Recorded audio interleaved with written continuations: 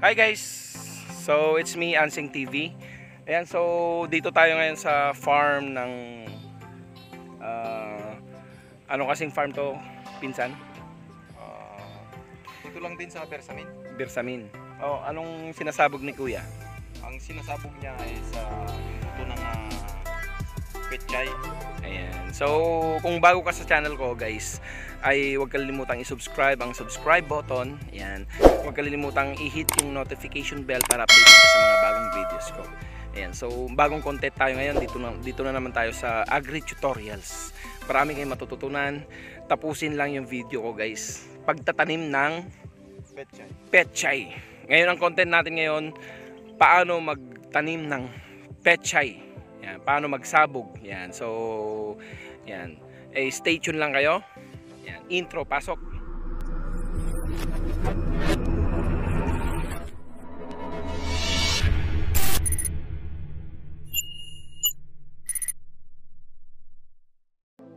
Ayan, sir. Kumusta, Sir Roland?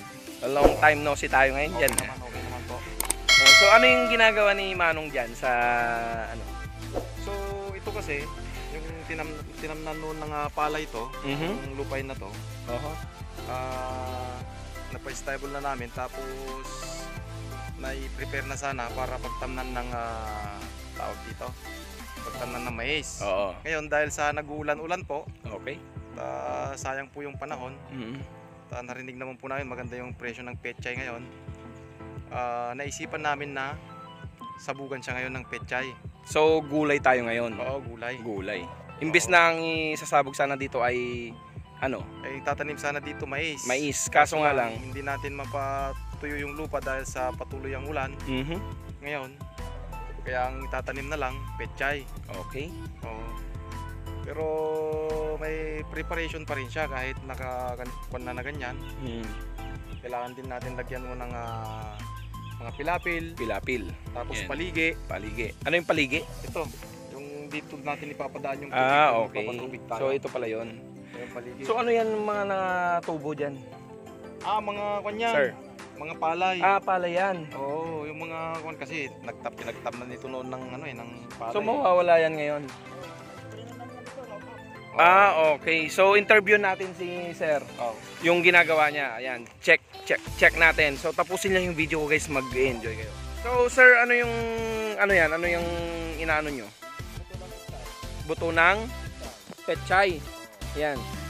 Yung dating nakatanim dito ay palay. Pero mawawala din ba yan? Mawawala pag dahil na-spray ng round up saka machete. Round up at saka machete. Ayan guys. So itong palayan na to, hindi na natin sasabihin na palayan kasi pag sinabi natin palayan is palay. Ngayon, i-turn into petchayan, kumbaga. Ayan, so mga ilang square meter to, Sir? Ilang kilo kuya yung may lalagay mo sa sa kwadrado? Yan. Kaya nito, 1 kilo ito. 1 kilo. Isang ganito. Okay. So ano yan? Tingnan nga natin. Ano to? I-video natin. Ano ng East West to? Yung, East West. Ayan. Oo, Shoutout yung naman. East West. Pabito. Naman. Pabito yung pangalan. Pabito. So sinasabog nyo lang, Sir. Oo, direct ito, direct. Direct na. So hahayaan nyo na lang na tumubo siya. Bakit petchay ang napiling itanim dito? Ay, hindi pa po yung tamnan ng mais ay. Mahal ba ang petchay ngayon? Mahal. Kaya nung nagbinta ko ron sa Ramila doon, Oo. bali 1 hectare yun. Okay. Ang napagbila ko doon, 300. So medyo kikita din pala tayo, no?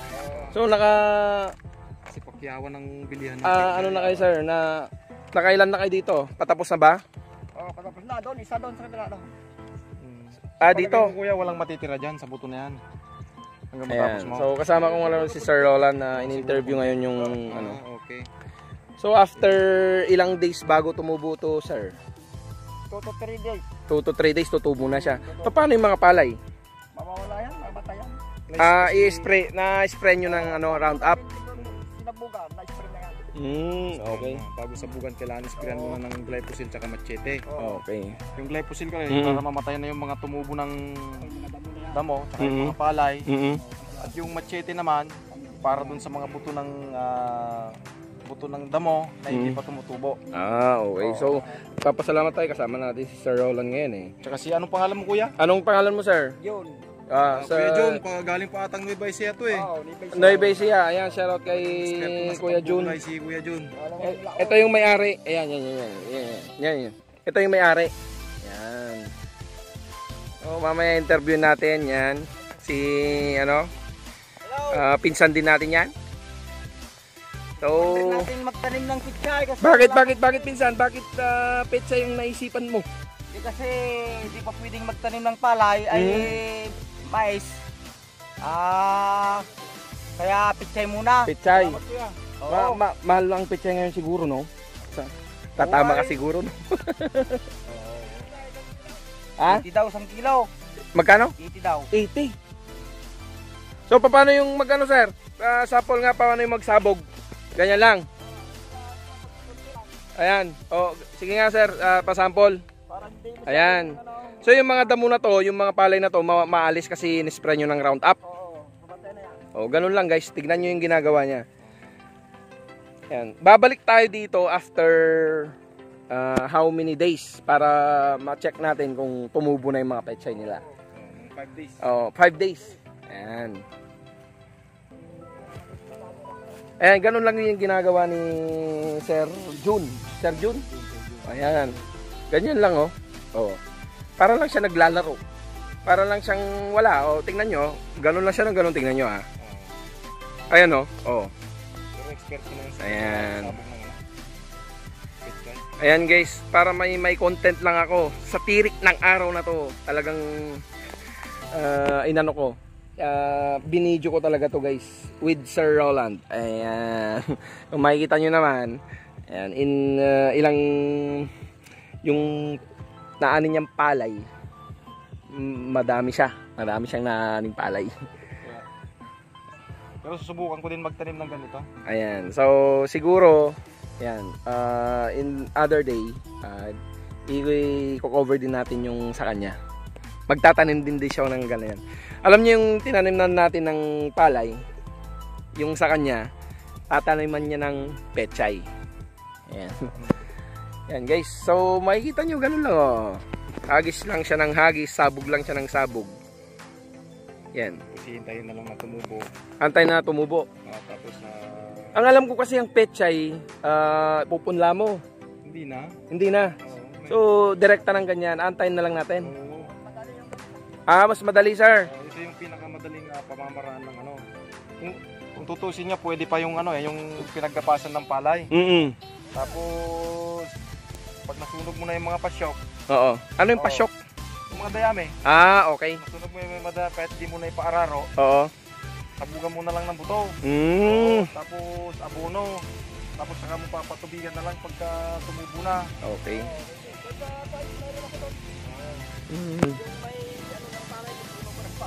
Oh. Papakita natin mamaya yung tinaniman ng pechay na mayroon pang mga pasyok ng palay. Okay, sige, sir. Ano natin? Pupuntahan natin mamaya. 1,300 square meter. Ayan. So, stay tuned lang kayo dito sa channel. Pinsan. Papakita natin yung example ng direct planting ng pechay. Yan. Na nakatubo na. Yun. Let's go, let's go. Okay. Sa lugar kung saan meron ng tumubo. Yan. Direct Enjoy kayo. planting pechay. Yan, sa Ilocano. Agilocano ko may matatagarod. Wan. Apan taji bakir. Pantaji bangir. Tahan-tahan nakatubon. Ay, so sapo. Oo. Ano makita dang Dijaya nga dita. DJ site. DJ site. Nagkamali kami. Guys, ato idubing kami. Ato di turturungot ide. Agpalaod ti tawag datoy. Nya. Palaod dito eh. Palaod ti tawag datoy. Uray na kami makadano. Dai kapanam ni. Kasi daglaeng. May 1 minuto lang arjitan. Sige, diretso.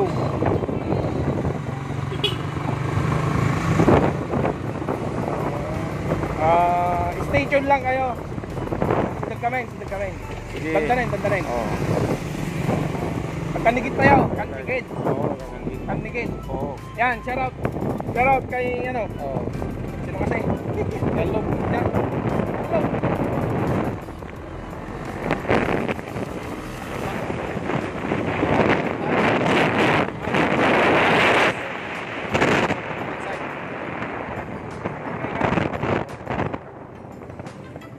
Nabata niya ba? Jai. Nabata niya bungot ko. Ay sasapaw. Oo. Kailangan niya bungot ko. Paspas may launay. Piniramod kami, tikas na unay. Nyamot pa na isasapaw. Ay, sus. Nyamot. Amunay kami. Nabati mato yan. Nay, kita mada sumungad kat nay. Ay, manggantan Ay, madi ah. Ako, iti sakturuan. Atakan na ako. Huwag masyadong pangkingin. Ayan, tutukot ka. Ayan, shout out.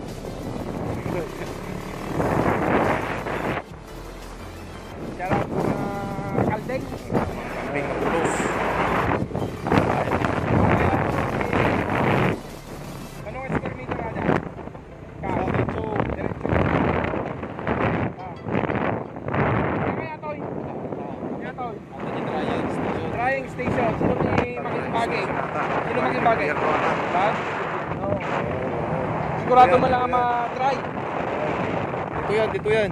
Dito yan. Panahon tag-round. Yan? Yun. Yan ay. Ops. Yan, tanay, kanditan. Palinong mo. Sige kami na po. So dahil ito DJ sinabugan da. Yan. Matiday na radon. Yun, ito'y. Lay. Ito'y. Yung banda. Ay na ngay, tipo pa nandito na tayo. Parang kung titignan nyo guys, parang walang tanim, pero mayroon. Ayan, isa-isay natin ha. Ayan, may mga sinabog dyan oh. Ayan, Diyan na yung mga madami. Ayan oh. Oo. Ayan. Tumubo na sila. Hanggang dun yan. So, babalik tayo dito guys after a week para makita natin. Ayan oh, makikita nyo. Andito sila oh. Marami. Ayan mga pechay. Ayan oh. Tumubo na. Lahat. Sinabukan lahat ng petsa ito. 100% ba? Kas na siguradong may ma-harvest dito? Syempre. Marami nang nakasubok ng ganito. Oo. Saka ang bentahan po ng pichay dito, pakyawan po. Ayan oh. Ang dami oh.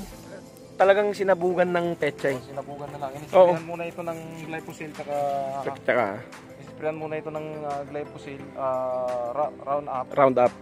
Tsaka machete para malinis po siya.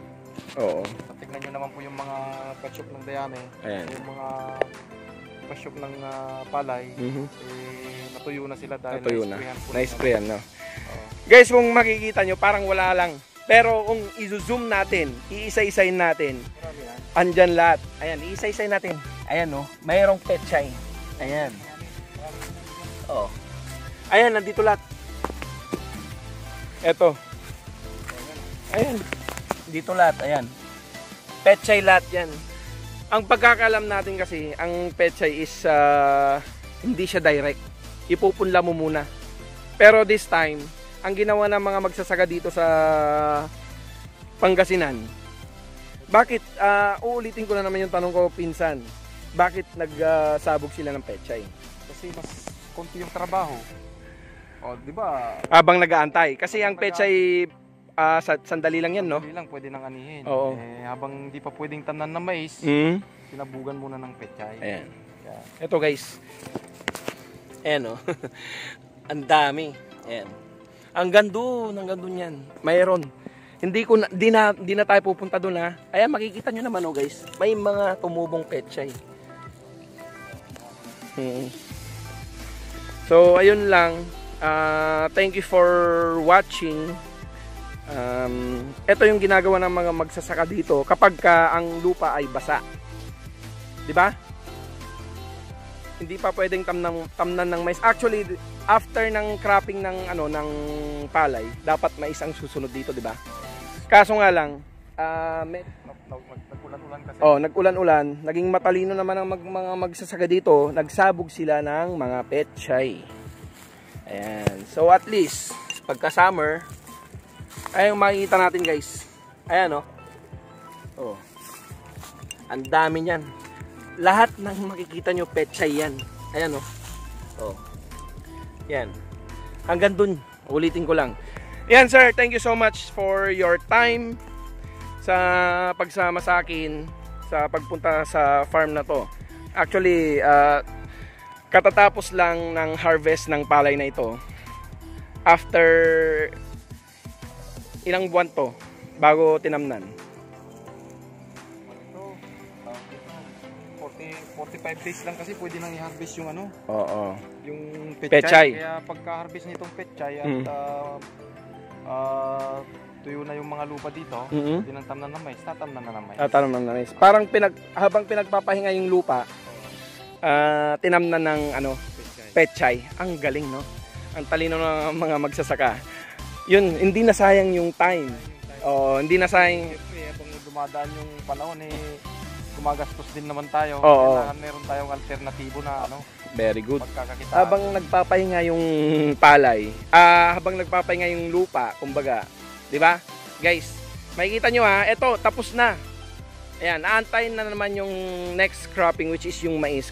Pero, yun nga dahil sa pag-ulan-ulan niya, naisipan ng mga magsasaka dito sa Barangay Bersamin, dito sa bayan ng Alcala, Pangasinan. Naisipan nila magtanim ng petchay. Habang inaantay yung pagtuyo. Ayan o. Kahit saan tayo magpunta guys, may mga nakatanim na petchay. Ayan. So thank you so much Sir Roland sa pakikipanayam sa'yo at sa na-share mo. Sinamahan mo ako dito sa farm dito, isa sa Barangay Bersamin. Ayan. Hindi lang dito. Yun nga, yung pinuntan natin previous kanina, nagsasabog sila ng petchay. Yun nga. Ginagawa nila. Oo. Ngayon ko lang nalaman yung promise. Sa tanan ng buhay ko, ang tagal ko dito sa Barangay Bersamin, ngayon ko lang naisip na pwede pala. Oo. Dati, ayan, nagpapahinga yung lupa dyan, nakatenga. May petchay pala. Ayan, kung titignan nyo guys, ito ayan. Hanggang dun, mag-harvest balang araw ng petchay. Ilang buwan? 45 days lang. So, may higit isang buwan. Kasi isang buwan is 30 days. 45 days pwede nang i-harvest. Oo. Yan. Thank you so much, Sir Roland, sa na-share mo sa amin ngayon. Ayan. Nagpapasalamat din ako dahil nag-trending ang ating mga videos sa farming. Salamat sa Oo. suporta. Yan. Oo. Yan. Thank you so much, Sir Roland. So, dito ko natatapusin yung vlog ko tungkol sa farming.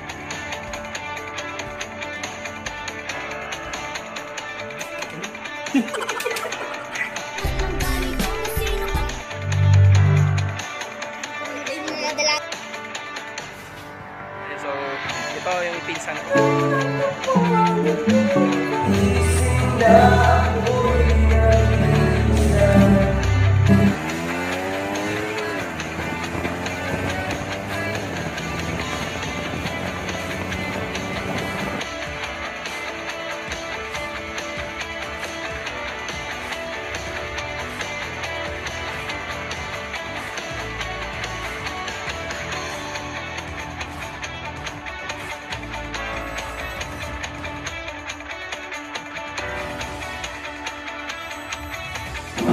Oh! Teka, para na. Mag-subscribe ka na.